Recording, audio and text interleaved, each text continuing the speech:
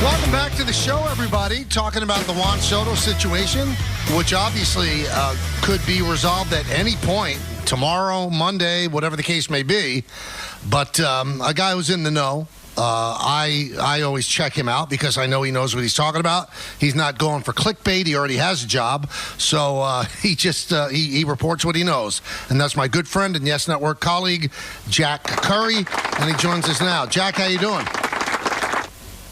Michael, Don, Peter, good to speak with you guys. And I guess I have to thank Anthony for that little drop of the applause there. I've never gotten that before. Well, that was real, too. That was real. Now, do you feel pressure, Jack? Because an entire Yankee universe, they hang on every word from you and Jeff Passan. I mean, does that put pressure on you? Well, Michael, you've done this job. You started out as a print reporter and trying to get things right. And that's my focus, getting it right.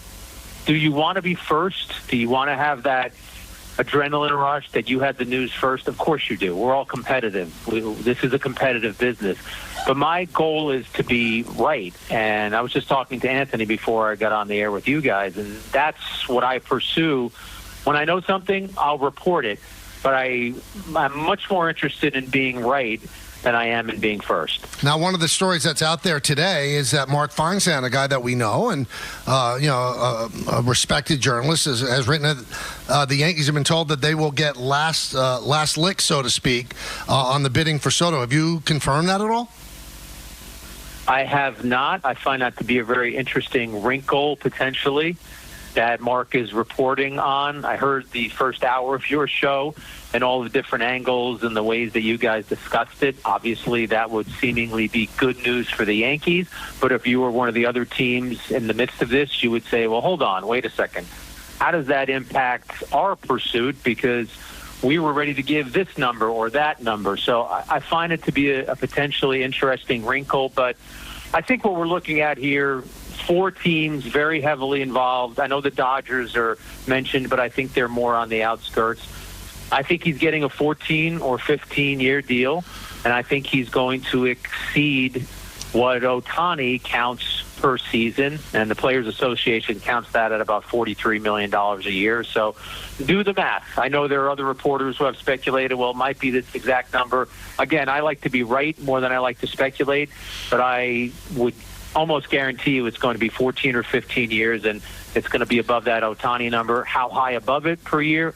I can't give you that. See, Jack, I just look at the logic of the Yankees and their disadvantage. The two things I look at them is that it's all about baseball for them because they already make a ton of money. They already are a draw. So they're not looking to become relevant by making this deal. They just want to be able to solidify what is already a very, very good team.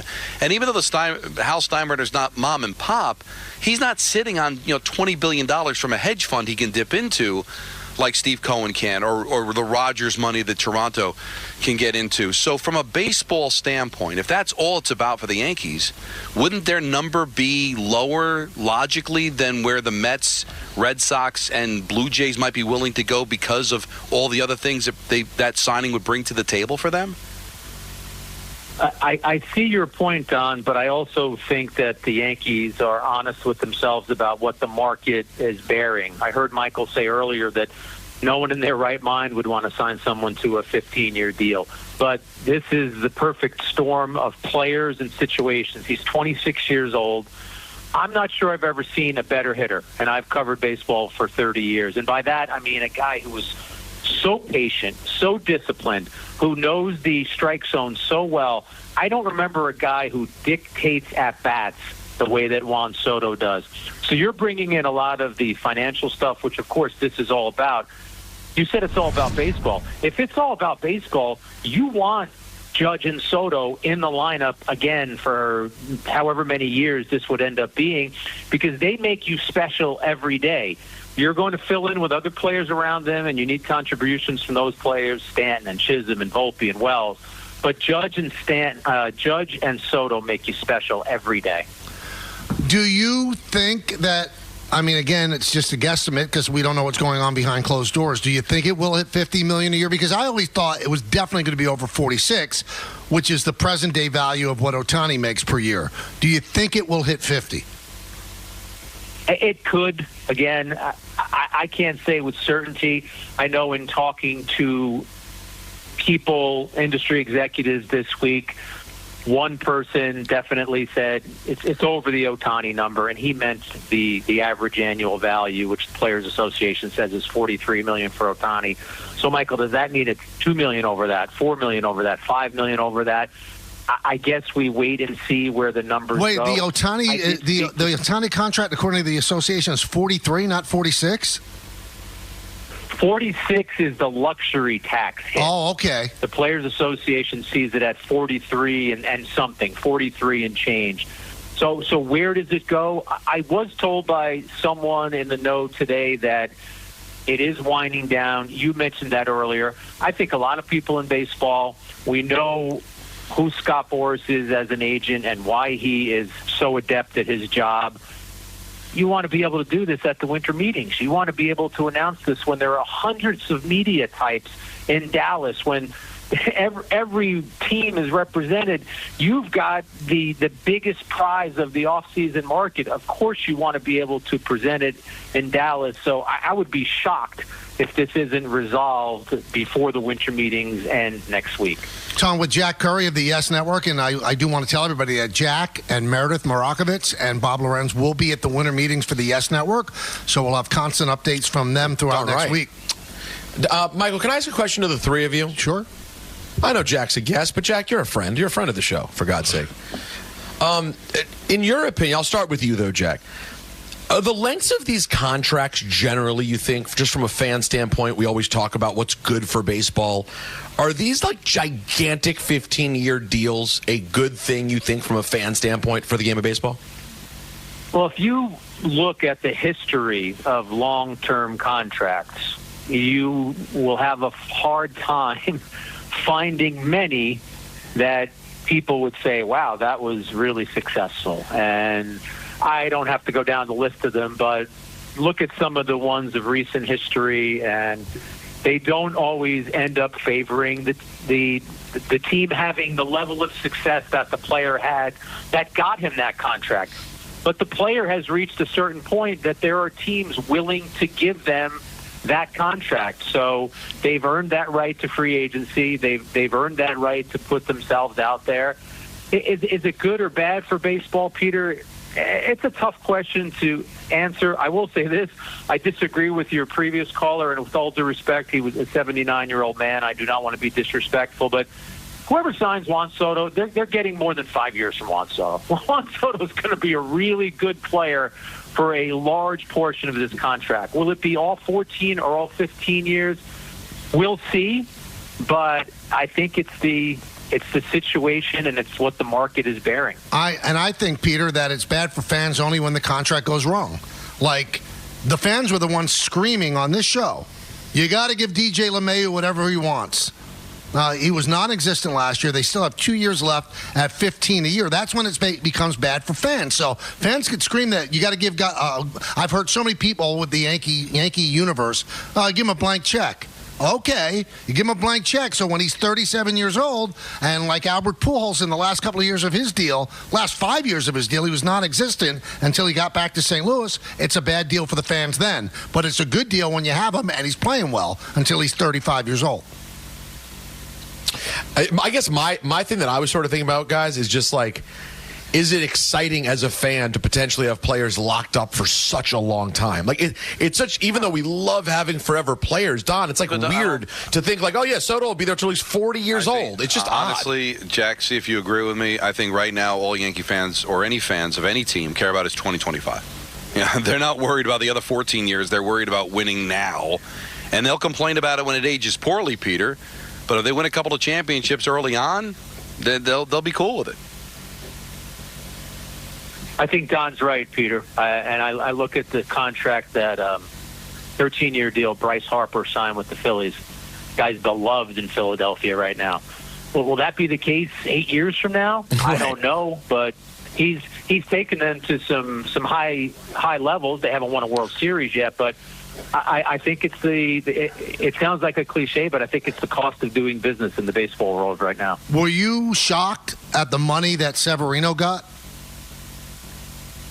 And from who he very got surprised, very surprised. But I think what Oakland is doing right now, understanding that they're essentially going to be playing half of their games, not essentially, they will be playing half their games in a minor league ballpark. If they are to lure any free agents, they are going to have to overpay.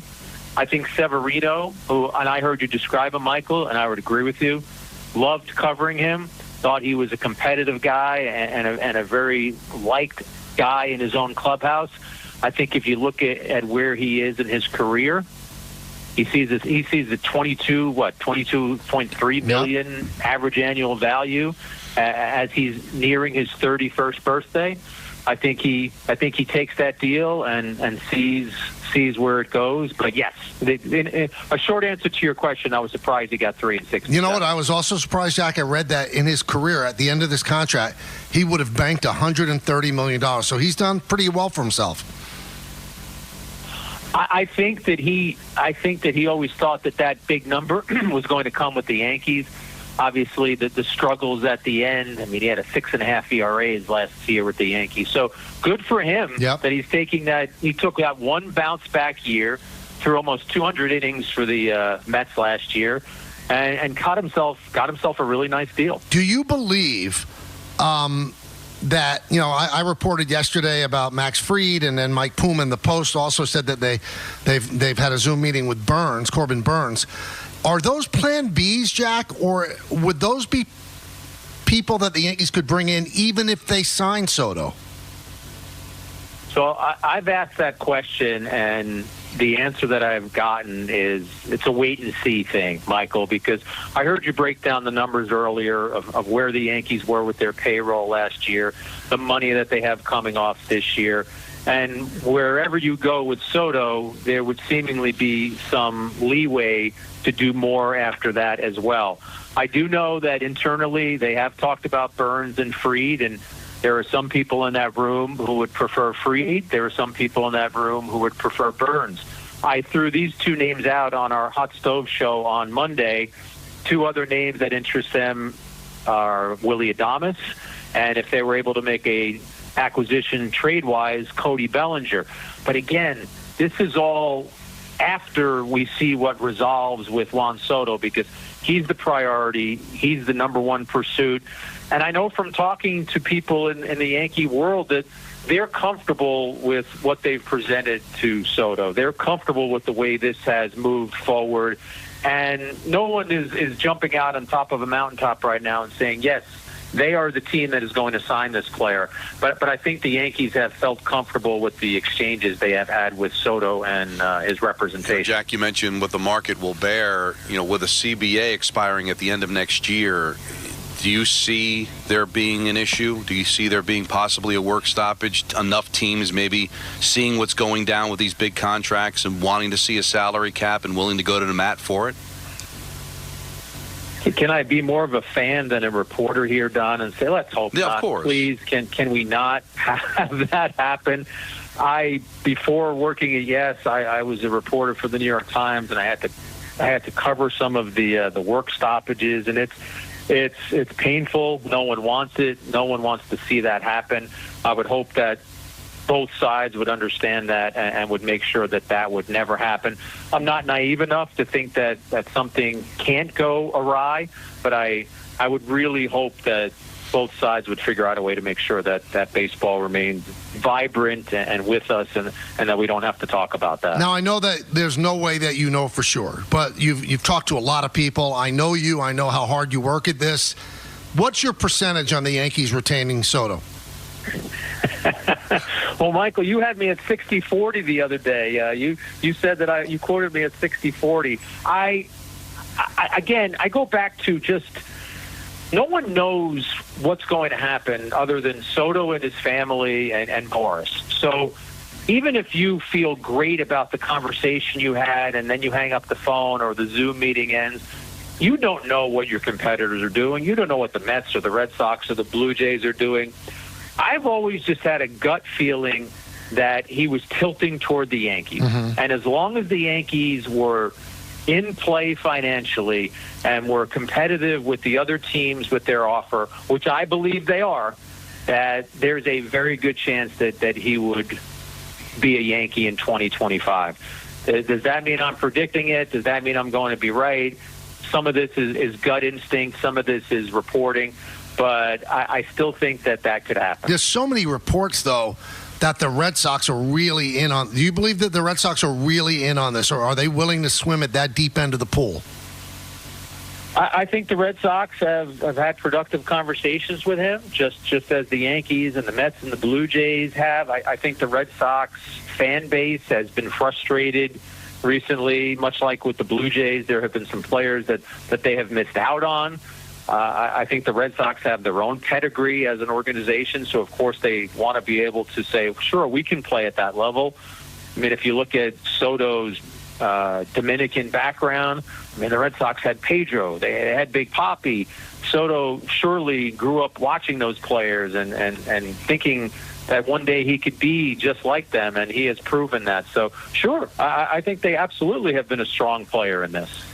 And finally, we mentioned, what would a plan B look like? But I'm also curious, if they don't go in the deep part of the water, if they sign Soto, are we looking, Jack, at a Caleb Durbin being part of the starting lineup, or are we definitely looking for Dominguez being a starting outfielder?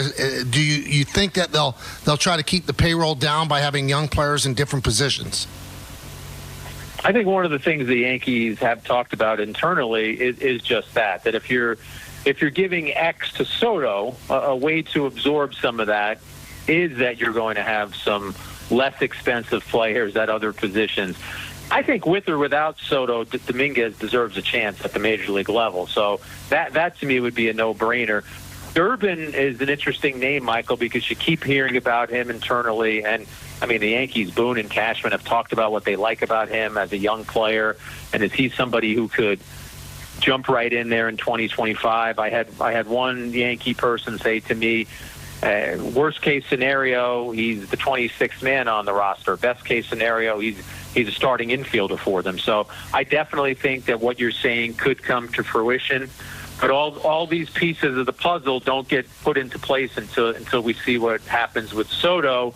And I think the Yankees remain strong contenders to retain him. And do you believe that they signed Soto to a long-term deal, that keeping Judge in center for a long time just doesn't make sense, that eventually he'll be a first baseman? I don't know, a couple of years from now?